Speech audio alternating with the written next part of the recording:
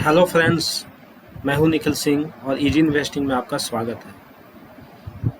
Last video में जैसे कि मैंने बताया था कि अगर आप नो नथिंग इन्वेस्टर हैं फिर भी आप कैसे आसानी से अच्छा रिटर्न निकाल सकते हैं। तो दोस्तों, अगर आपको कुछ स्टॉक मार्केट के बारे में कुछ नहीं पता और आप फिर भी इन्वेस्ट करना चाहते हैं तो आसानी से आप इंडेक्स फंड में इन्वेस्ट करके बहुत सारे फंड मैनेजर को भी पछाड़ सकते हैं। वो कैसे, आज हम यही जानेंगे। तो इसके लिए मैंने ये एक डाटा तैयार किया है। तो इस शीट में आप देखिए, तो यहाँ पे आप देख सकते हैं इस शीट में इस कॉलम में आप देखिए, यहाँ पर लार्ज कैप म्यूचुअल फंड्स का ये लिस्ट है। जितने भी लार्ज कैप म्यूचुअल फंड है including active and passive mutual funds. इससे पहले मैं आपको चलिए ये बता देता हूँ कि ब्रॉडली म्यूचुअल फंड कितने टाइप्स के होते हैं। ब्रॉडली म्यूचुअल फंड दो टाइप्स के होते हैं, हालांकि इनकी बहुत सारी कैटेगरी है, वो हम किसी और वीडियो में जानेंगे। लेकिन जो इन्वेस्टिंग स्ट्रेटेजी है उस हिसाब से ब्रॉडली दो तरह के म्यूचुअल फंड्स होते हैं। एक है एक्टिव म्यूचुअल फंड, दूसरा होता है पैसिव म्यूचुअल फंड्स। तो जो इंडेक्स फंड है वो अपना पैसिव म्यूचुअल फंड्स के कैटेगरी में आता है। और जितने भी बाकी म्यूचुअल फंड्स हैं जिसे कोई फंड मैनेजर मैनेज करता है, उसका जो पोर्टफोलियो होता है वो कोई फंड मैनेजर उसे तैयार करता है। उसे कहाँ इन्वेस्ट करना है वो सब कुछ उस फंड मैनेजर पर डिपेंड होता है। तो उसे कहते हैं एक्टिव म्यूचुअल फंड्स। जो पैसिव म्यूचुअल फंड्स होता है वहाँ पे फंड मैनेजर का रोल ना के बराबर ही होता है। फंड मैनेजर का बस एक काम ये होता है कि वो किसी इंडेक्स को ट्रैक करता है, जैसे कि सेंसेक्स हो गया या निफ्टी हो गया। तो बस इतना फंड मैनेजर का रोल होता है, तो इसे इसलिए पैसिव म्यूचुअल फंड कहते हैं। तो जैसे कि मैं कहता आया हूँ कि पैसिव म्यूचुअल फंड यानी इंडेक्स फंड में निवेश करके आप आसानी से बहुत अच्छा रिटर्न निकाल सकते हैं। बहुत बेस्ट रिटर्न तो नहीं आता, लेकिन हाँ, आप फिर भी most of the mutual fund से आप अच्छा रिटर्न निकाल लेंगे। तो इसी का मैंने कंपैरिजन डाटा तैयार किया है, उसको आपको मैं दिखाना चाहता हूँ। तो यहाँ पे आप देखिए इस शीट में ये लिस्ट है सारे म्यूचुअल फंड्स का, जो कि एक्टिव म्यूचुअल फंड्स हैं और पैसिव भी है। और इनका रिटर्न है यहाँ पे, ये है 5 ईयर SIP रिटर्न, और इसका रैंक यहाँ पे दिया हुआ है। यहाँ 10 ईयर SIP रिटर्न और रैंक ऐसे करके 15 और 20 ईयर्स SIP रिटर्न का ये डाटा है यहाँ पे। चलिए मैं पहले आपको ये दिखाता हूँ। ये 5 ईयर SIP रिटर्न आप देखिए किस तरह। देखिए फर्स्ट रैंक पे है एक्सिस ब्लू चिप फंड, यानी 5 year SIP return axis blue chip fund का 10.75% है। इसी तरह Canara Robeco blue chip fund है और भी है। तो यहाँ पे देखिए टोटल म्यूचुअल फंड्स यहाँ पे 71 है, आप देख सकते हैं टोटल 71 है। और इसका यहाँ पे रैंक मेंशन किया हुआ है। यहाँ पे आप देख सकते हैं यहाँ 3 रैंक से स्टार्ट हो रहे हैं, क्योंकि कुछ इस लिस्ट में ETFs भी थे, उसको मैंने यहाँ से अभी फ़िलहाल हटा दिया है, क्योंकि ETFs थोड़े डिफरेंट होते हैं म्यूचुअल फंड से, तो उनका कंपैरिजन करना यहाँ ठीक नहीं है। तो चलिए रैंक इंक्लूडिंग वो ETFs ही है, तो आप यहाँ पे ETFs को इंक्लूड करके ही रैंक यहाँ पे दिया हुआ है। तो आप यहाँ पे देख सकते हैं, ये मैंने हाईलाइट किया हुआ है जो इंडेक्स फंड है। ये सेंसेक्स, ये HDFC सेंसेक्स इंडेक्स फंड है। और यहाँ पे आप देख सकते हैं ये है UTI निफ्टी इंडेक्स फंड। हालांकि ये सब भी इंडेक्स फंड ही है, लेकिन इनका हिस्ट्री काफ़ी पुराना है, ये पुराने फंड्स हैं, तो इसको मैंने हाईलाइट कर दिया है। इसी को हम कंपेयर करेंगे बाकी एक्टिव म्यूचुअल फंड से। तो आप यहाँ देखिए किस तरह HDFC इंडेक्स फंड का भी रिटर्न 5 ईयर SIP रिटर्न 8.36% है। और यहाँ पे आप रैंक देखिए तो ये है 11 आउट ऑफ 71 म्यूचुअल फंड्स। और उसी तरह UTI निफ्टी इंडेक्स फंड जो है उसका रैंक है 27 आउट ऑफ 71 म्यूचुअल फंड्स। इसी तरह अगर हम 10 ईयर हॉरिजन की बात करें तो यहाँ पे आप देख सकते हैं 10 ईयर हॉरिजन पे आप देख सकते हैं सबसे ज़्यादा रिटर्न जिस फंड का है वो है Mirae asset large cap fund, उसके बाद है क्वांटम फोकस्ड फंड, फिर है एक्सिस ब्लू चिप फंड्स। तो यहाँ पर HDFC इंडेक्स फंड जो है आप देख सकते हैं इसका जो रैंकिंग है वो है 18 आउट ऑफ 51। और इससे नीचे अगर हम चले तो आप देख सकते हैं उसके नीचे है UTI निफ्टी इंडेक्स फंड। इसका जो रैंक है वो है 25 आउट ऑफ 51 म्यूचुअल फंड्स, और इसका रिटर्न है लगभग 9%। तो इस तरह से इसके नीचे भी बहुत सारे म्यूचुअल फंड्स हैं आप देखिए जिनका रिटर्न काफ़ी पुअर है। कुछ ऐसे भी म्यूचुअल फंड्स हैं, अगर पहले मैंने आपको 5 ईयर का नहीं दिखाया, आप ये देख लीजिए 5 ईयर SIP रिटर्न कैटेगरी में कुछ ऐसे भी म्यूचुअल फंड्स हैं जिनका रिटर्न 1.8% है, 3% है। तो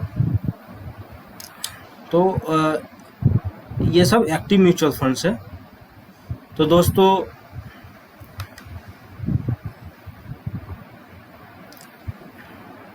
चलिए अब मैं आपको 15 ईयर SIP रिटर्न भी दिखाता हूँ।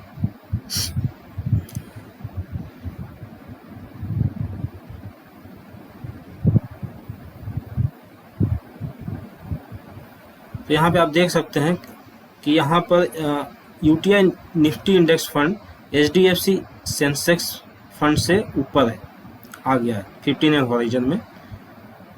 तो यहाँ पे देख सकते हैं यहाँ पे कुछ फंड्स हैं जो कि इससे ज़्यादा रिटर्न लेकर आए हैं और 15 ईयर हॉरिजन में, जैसे कि आदित्य बिरला सन लाइफ फ्रंटलाइन इक्विटी। अब आप यहाँ पे देख सकते हैं कैसे टाइम के साथ साथ फंड जो बेस्ट फंड परफॉर्मिंग फंड है वो चेंज होते रह रहे हैं। तो इस तरह से जो फंड पहले अच्छा परफॉर्म कर रहे थे वो बाद में ख़राब परफॉर्म करने लगते हैं, जो पहले ख़राब परफॉर्म कर रहे थे वो बाद में फिर अच्छा परफॉर्म करने लगते हैं।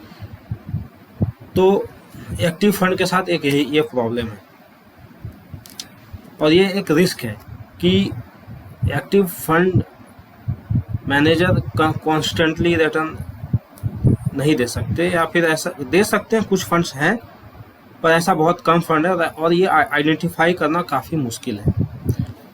तो इसलिए आप देख सकते हैं कि जो इंडेक्स फंड्स है वो लगभग एवरेज रिटर्न आपको निकाल कर दे रहा है हाँ हमेशा।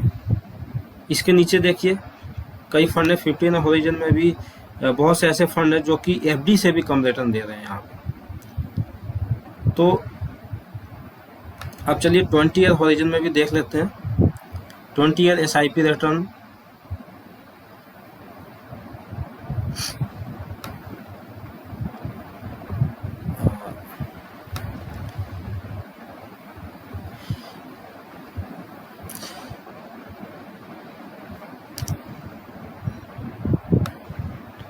तो दोस्तों देखिए यहाँ भी कैसे जो UTI निफ्टी इंडेक्स फंड है उसका रिटर्न आप देख सकते हैं 20 ईयर्स हॉरिजन में 12.22% है, और इसका रैंक अगर आप देखें तो आउट ऑफ 11 इसका रैंक 6 है। और बाकी का देख सकते हैं जो रिटर्न है वो कुछ ऐसे भी फंड्स है जिसका रिटर्न इंडेक्स फंड से भी कम है। तो इसी तरह आपको मैं देख सकते हैं कि इंडेक्स फंड जो है लगभग इसका रैंकिंग हमेशा बीच में रह रहा है, और एवरेज रिटर्न ये निकाल के लगभग आपको हर इन्वेस्टमेंट हॉरिजन में आपको ये एवरेज रिटर्न निकाल के दे रहा है।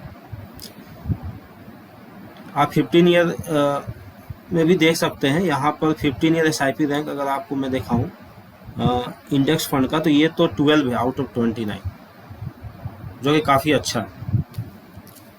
तो इस डाटा से हम ये कंक्लूड कर सकते हैं कि इंडेक्स फंड से ज़्यादा रिटर्न लाने के लिए लोग एक्टिव म्यूचुअल फंड में निवेश करते हैं ताकि उनका रिटर्न इंडेक्स से ज़्यादा हो। आपको मैं बताना चाहूँगा कि जो एक्टिव म्यूचुअल फंड्स हैं उनका एक बेंचमार्क रखा जाता है जिसे उस फंड को बीट करना होता है, उससे ज़्यादा रिटर्न लाना ही चाहिए उस फंड को, तभी उस फंड को अच्छा कहा जा सकता है। तो वो बेंचमार्क होता है निफ्टी 50 या फिर सेंसेक्स 30। पर ऐसा करने में बहुत से म्यूचुअल फंड सक्सेसफुल नहीं हो पाते, और ख़ासकर पिछले 5 साल में आप देख सकते हैं बहुत से म्यूचुअल फंड स्ट्रगल कर रहे थे इंडेक्स फंड को बीट करने में, जैसे कि मैंने आपको पहले भी दिखा चुका हूँ। देख सकते हैं यहाँ पे सिर्फ 3 ऐसे एक्टिव म्यूचुअल फंड्स हैं जो कि HDFC सेंसेक्स फंड को बीट कर रहे हैं। इस तरह से आप इंडेक्स म्यूचुअल फंड में इन्वेस्ट करके आप आधे से ज़्यादा फंड मैनेजर को बीट कर सकते हैं। और आपको मैं बता देना चाहता हूँ, सेबी के नए रूल के अनुसार, सेबी के जो लार्ज कैप का जो नॉर्म्स है उसके अनुसार अब फंड मैनेजर को और भी प्रॉब्लम होने वाली है इंडेक्स को बीट करने में। और आपको ये भी बता दूं कि जो अमेरिका है या जो भी वेल डेवलप्ड इकोनॉमी है वहाँ पे इस इंडेक्स फंड काफ़ी पॉपुलर है, और वॉरेन बफे भी इसके फेवर में कहते हैं कि रिटेल इन्वेस्टर को इसमें इन्वेस्ट करना चाहिए लंबे अवधि के लिए। लेकिन हमारे इंडिया में ये इतना पॉपुलर नहीं है। इसके पीछे क्या कारण? तो इसके पीछे ये कारण है कि इंडिया में लोग जो AMC है, यानी कि एसेट्स मैनेजमेंट कंपनी, जो जैसे कि HDFC mutual fund, SBI mutual fund और भी बहुत सारी कंपनियां हैं, ये सब इसे इतना प्रमोट नहीं कर रही, इंडेक्स फंड को प्रमोट नहीं कर रही है। जबकि आपको मैंने दिखा दिया कैसे आप इस इंडेक्स फंड एक बेहतर ऑप्शन है। प्रमोट नहीं करती है क्योंकि इसका एक और एडवांटेज है हमारे लिए, वो ये है कि इसका एक्सपेंस रेशियो काफ़ी कम होता है। एक्सपेंस रेशियो यानी कि हम जो इस फी देते हैं इस फंड को मैनेज करने के लिए, AMC को जो फी देते हैं वो होता है इंडेक्स एक्सपेंस रेशियो, तो वो काफ़ी कम होता है। वो करीब 0.1 से 0.2% होता है। जबकि एक्टिव म्यूचुअल फंड का जो एक्सपेंस रेशियो होता है वो करीब 1% के आसपास या 2% होता है। तो इस तरह से इसका कॉस्ट भी काफ़ी कम है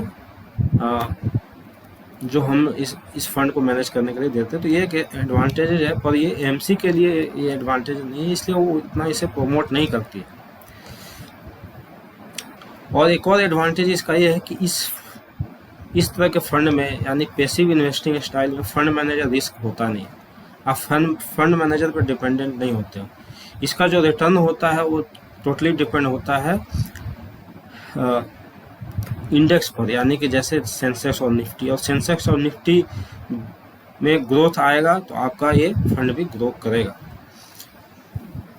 तो आप ये भी कह सकते हैं कि ऐसा भी क्या जरूरी है कि हमेशा सेंसेक्स और निफ्टी ऊपर ही जाए? बिल्कुल सही बात है, वो ऐसा हमेशा नहीं हो सकता, पर लॉन्ग टर्म में हमेशा इकोनॉमी ऊपर ही जाता है। आप ऐसा देख सकते हैं। इंडेक्स फंड सिर्फ इंडिया में ही, ये मैंने डाटा आपको इंडिया का दिखाया है। अगर आप अमेरिका का भी डाटा निकाल ले, किसी और कंट्री का भी डाटा निकाल ले, तो वहाँ पे भी इंडेक्स फंड का सेम स्टोरी है। तो दोस्तों, अब इस वीडियो को मैं यहीं पे समाप्त करता हूँ। अगर ये वीडियो अच्छा लगा हो तो इसे लाइक करिएगा, सब्सक्राइब करिएगा और शेयर करिएगा, और बेल आइकन को दबाइए। तब तक के लिए बाय, कैच यू लेटर।